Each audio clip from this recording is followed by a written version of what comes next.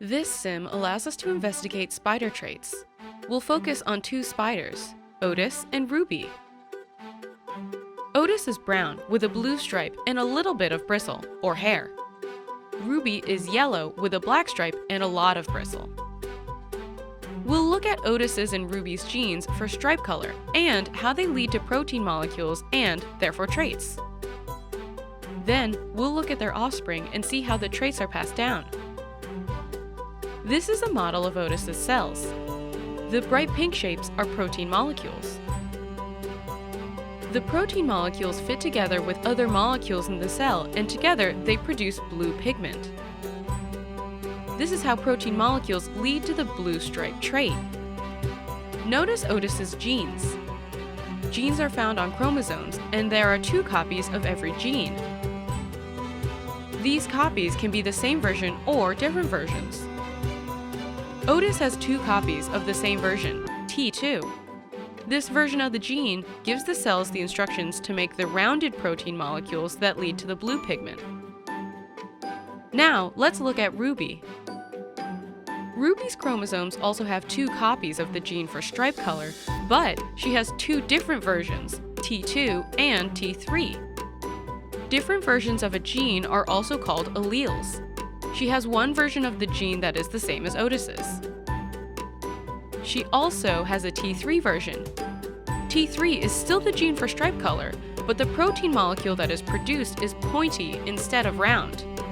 It fits together with a different molecule and produces black pigment instead. In real life, organisms can't just change their genes, but in this model, they can be adjusted. Let's go back to Otis and change one of his gene copies to T3, the same version that Ruby has. Now, his cells produce the pointy protein molecules in addition to the rounded ones, and therefore both blue and black pigments. Now, Otis's stripe is black. Let's change his genes back to the way they were, so he has a blue stripe again.